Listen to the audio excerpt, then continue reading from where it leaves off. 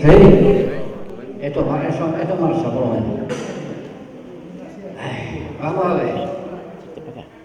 Por la luz. Ahí, que te da la luz ahí de... Buenos días a todos y a todas. Poquito, pero bueno. Algo es algo. Pero de lo bueno.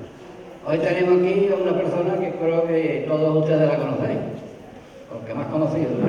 Este hombre que está aquí, me parece que en Chiclana hay poca gente. Ha sido de todo, y lo es en la actualidad.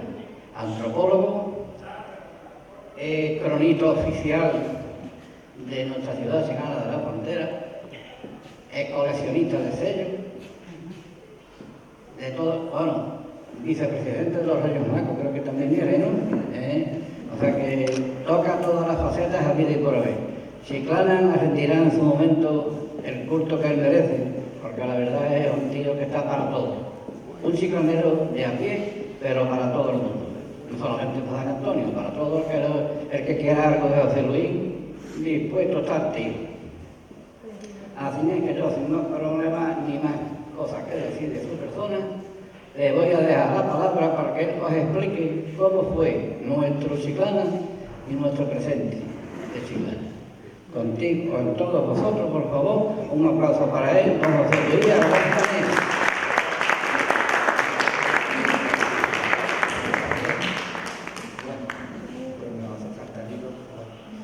Pues yo la sala le he titulado Apuntes de la historia de Chiclana, porque la historia de Chiclana evidentemente es una nación. Ahora, quería que pues en primer lugar agradecer a la Junta Directiva del centro que me haya invitado nuevamente, después del año pasado que estuve aquí en otra ocasión, pues yo siempre, gentilmente, con mucho cariño, vuelvo cada vez que me invitáis. Y también agradecer vuestra presencia.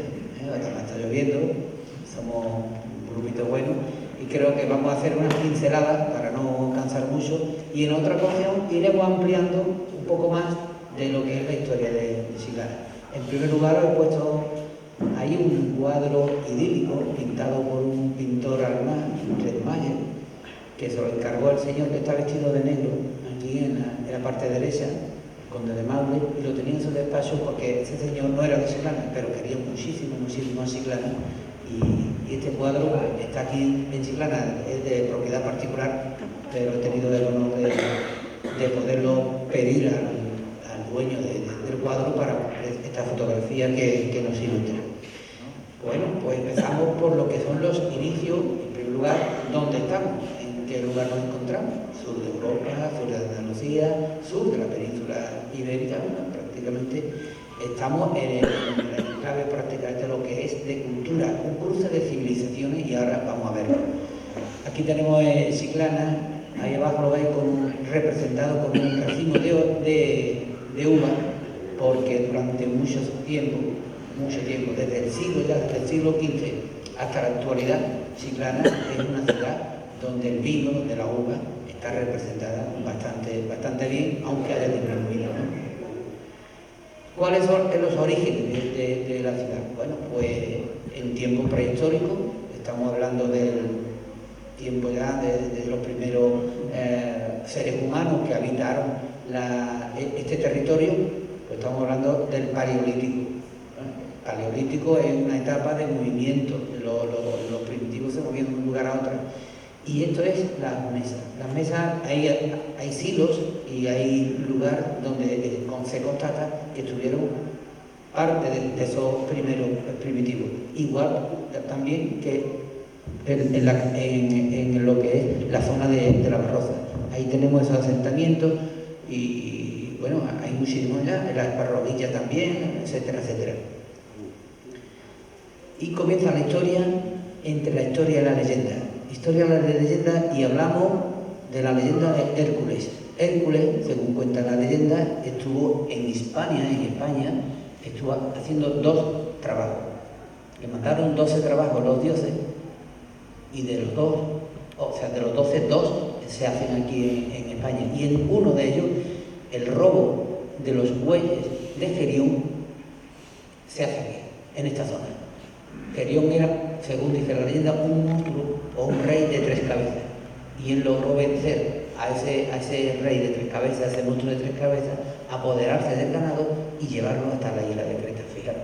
Y ahí tenemos el templo de Hércules, que es el castillo. El castillo es del siglo XVII, como pongo ahí, pero 8 o 9 siglos antes de Cristo ya los fenicios llegaron por primera vez y ahí construyeron, en una palabra, un templo dedicado a Hércules. Y según cuenta la leyenda, las cenizas de Hércules se encontraban en esta zona.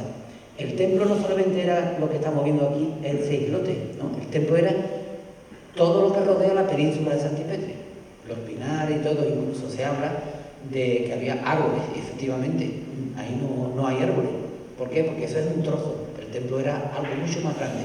El edificio era más pequeño en concreto, pero el espacio era bastante grande. Y hablando de los fenicios, llegaron los fenicios y también arribaron aquí al centro de la ciudad. ¿Por dónde?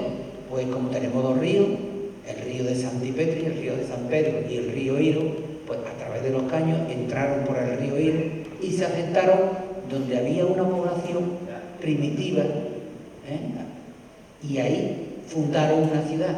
Por eso ahora estamos hablando que la ciudad tiene más de 7 siglos antes de Cristo. Estamos hablando del siglo VII antes de Cristo. Desde entonces, continuamente, no ha parado esos momentos importantes de civilización. Siempre ha existido personas en Chiclana, y concretamente en el centro, como bien sabéis, el yacimiento de Fenicio. Son fotografías de los primeros momentos del levantamiento del castillo, de los fenicios, y vemos que hay incluso habitaciones como podéis comprobar. Pero detrás de los fenicios llegaron los cartagineses y luego llegaron los romanos. Y todos estos vestigios que vemos aquí tienen que ver con la cultura romana, el Imperio Romano. El Imperio Romano ha sido el más grande de Occidente, el que ha durado muchísimo más tiempo que ningún otro. Vemos aquí un alfar en el 206 a.C., que es cuando llegan los romanos aquí. Los romanos eran un pueblo como un gran ejército. Entonces iban conquistando y ellos tomaban la cultura de los griegos, como ya habían pasado por aquí, fenicios, púnicos, griegos, etc. Entonces ellos asimilaron también esa cultura, pero pusieron parte de la suya. Y esto es un alfar que está en la carretera, o sea, en la autovía, pasando antes de llegar a el puentecito del Fontanal, y de la zona del Fontanal. Entonces los romanos llegaron aquí y llegaron a la puerta de Cádiz, que estaba amurallada. Los fenicios, los carteles estaban amuralladas. Entonces los sabios, los mayores, el Consejo de Mayores de Cádiz, dijeron: ¿qué hacemos? ¿Nos enfrentamos a ese ejército que era tan poderoso? Y dijeron: no, mejor abrir las puertas, porque si no van a destruir la ciudad y van a matar. Y efectivamente Cádiz abrió las puertas a los romanos y empezó el periodo de romanización. Y fue tan importante la ciudad de Cádiz y todo lo que estaba alrededor, que ahí nos incluimos nosotros de Chiclana, pues que ahí tenemos los arquillos. Los arquillos vienen del Tempul, 75-80 kilómetros aproximadamente desde el Tempul hasta la ciudad de Cádiz. Era para suministrar agua. Fijaros la obra tan importante que hacen los romanos para que llegase el agua. Este es el vestigio más bonito, podemos decir, más llamativo que tenemos de la presencia romana en Chiclana.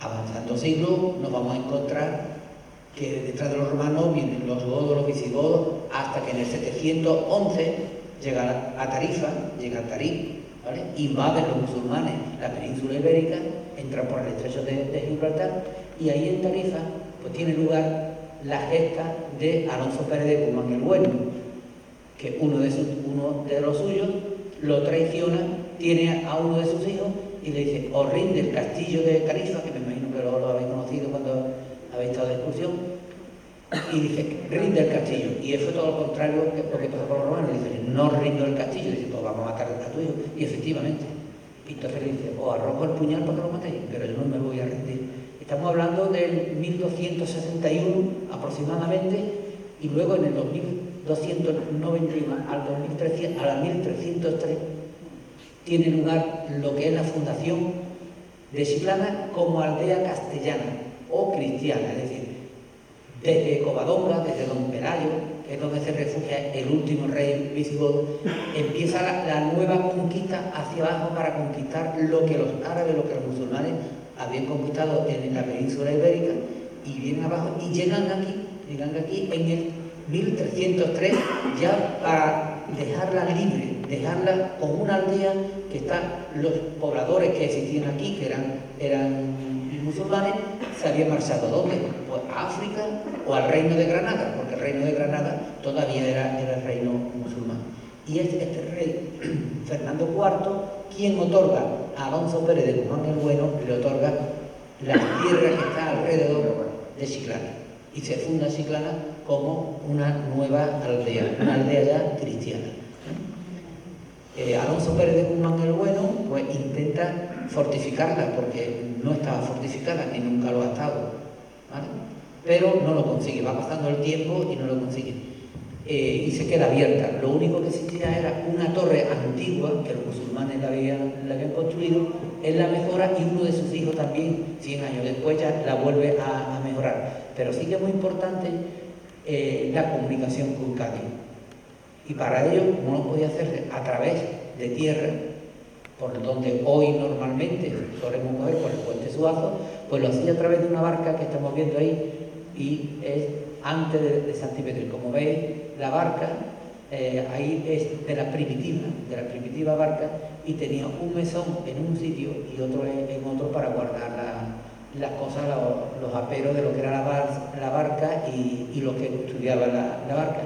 Y ahí el duque de Medina Sidonia cobraba el pasaje, uno para allá, otro para acá, y esa barca durante mucho tiempo existió para poder hacer comunicación con Cádiz.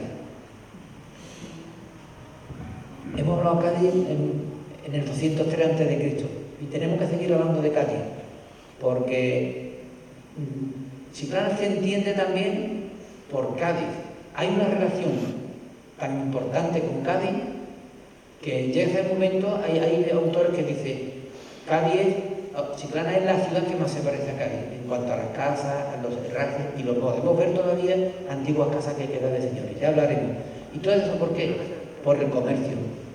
Cádiz en 1660 se convierte en una ciudad cosmopolita, fuerte, con una estructura, digamos, económica bastante importante, y ahora veremos por qué, y a partir de ahí Chiclana empieza a crecer.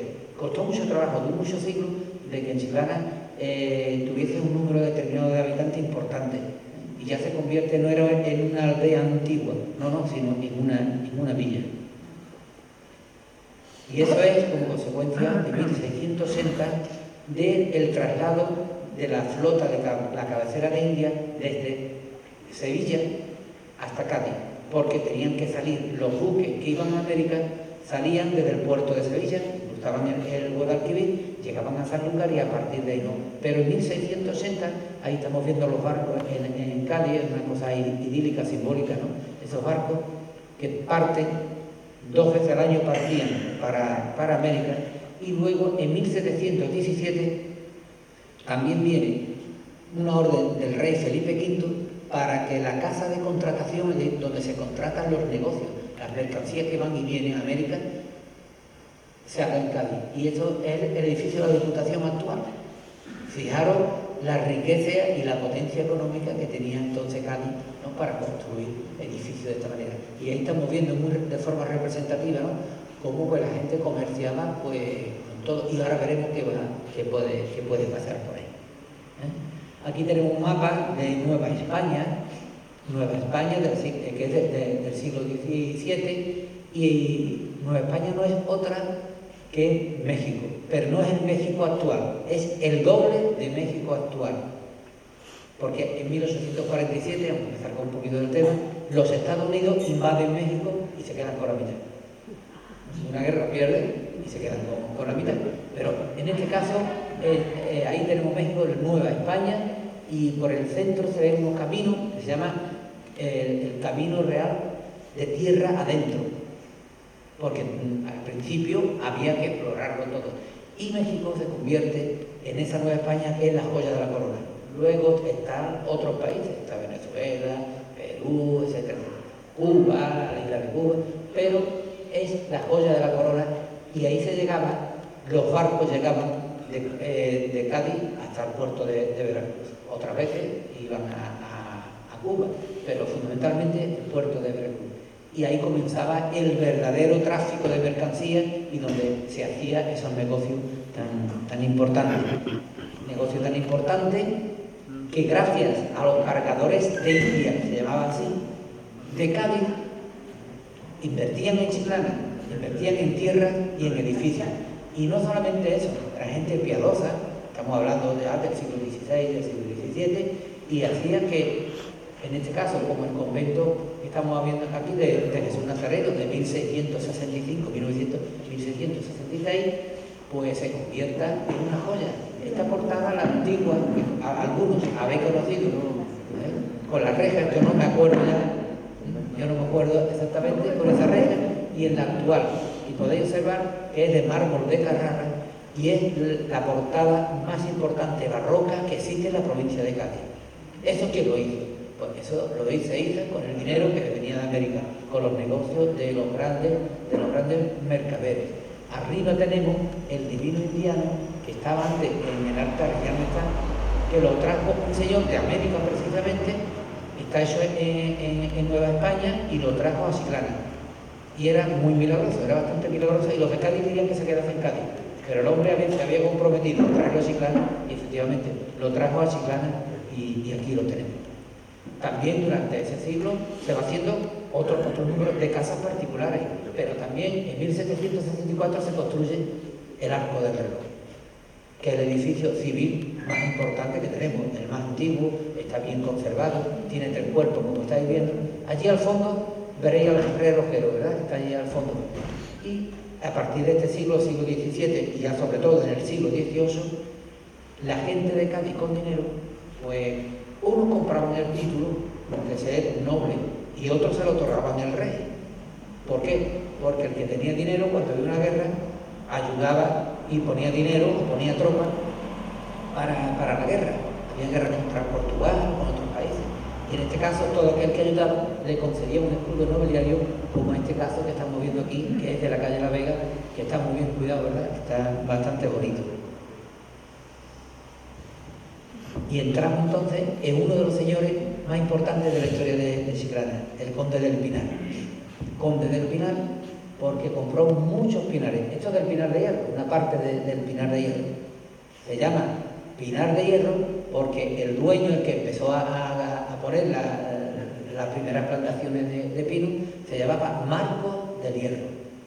Pero en realidad no se llamaba así, se llamaba Marco del Fierro, porque era francés, de San Malo.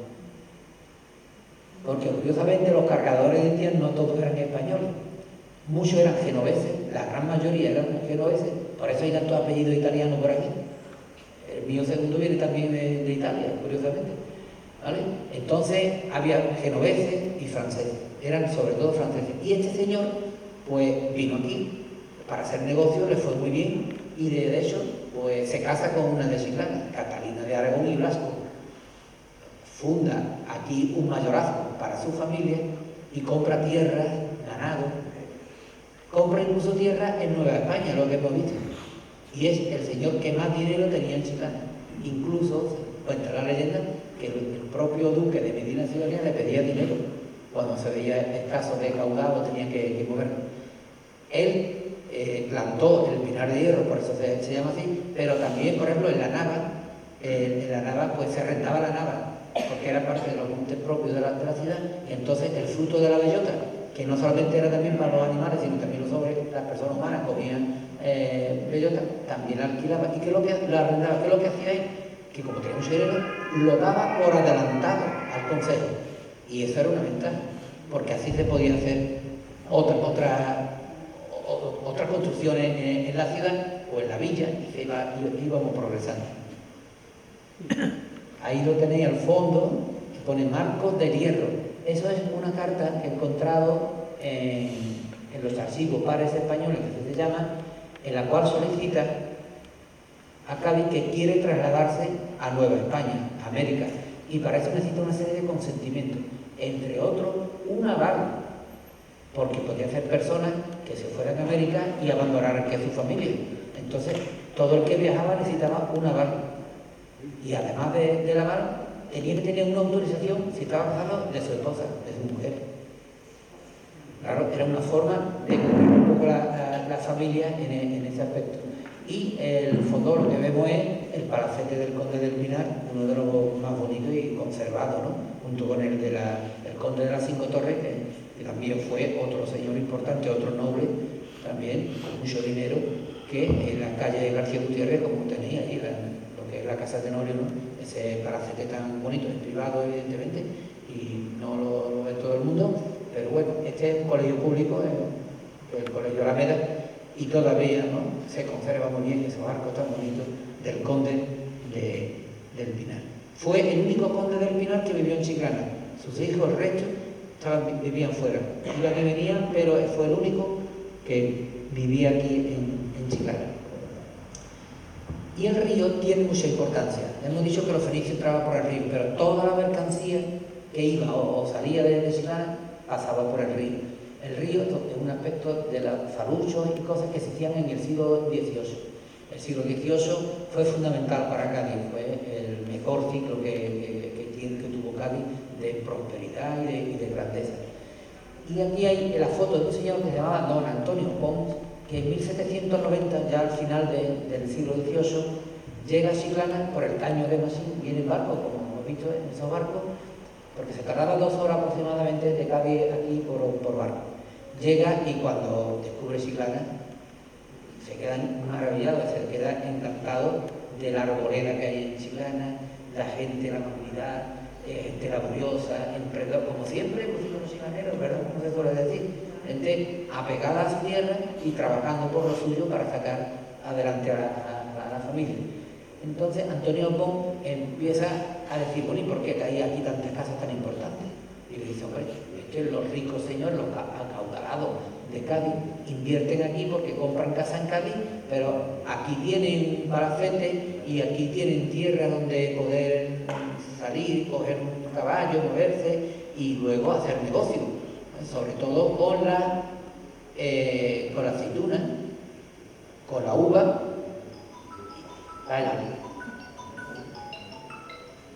con la uva y parte del trigo, porque todo el trigo que se hacía aquí era muy poco, no eran tierras feraces para el trigo, entonces por eso se plantó tanto de uva. El duque de Medina Sidonia pues iba repartiendo por suertes parte, según iba diciendo el consejo, que es como el ayuntamiento, le decía, hombre, es que tenemos 20 familias, ¿no?, que necesitarían aumentar y repartían un tanto, repartían esa suerte, abonando, yo digo, la parte que le correspondía para plantarla de viña. Entonces, Chiclana en el siglo XVIII, sobre todo el siglo XIX, pues claro, en el siglo XIX tuvimos 100 bodegas, pequeñas bodegas, otras más grandes, pero tuvimos 100 bodegas. Y eso es muy importante. Entonces, Antonio Pons dice una frase que es muy bonita. Dice, Chiclana es el quitapesares de la gente acaudalada de Cádiz. El quitapesares.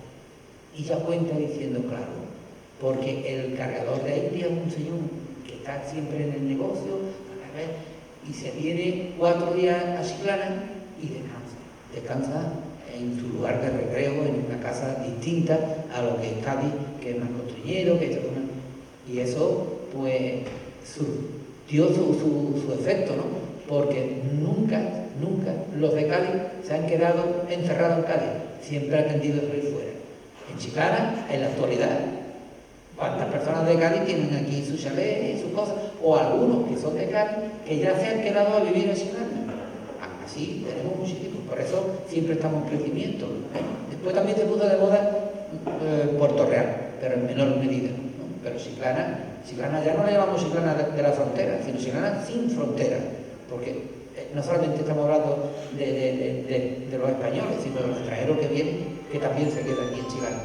Yo digo, Antonio Pons dijo el quitapesares, una cosa muy, la verdad, muy bonita, ¿no? Una cosa muy simbólica, pero muy cierta, ¿no?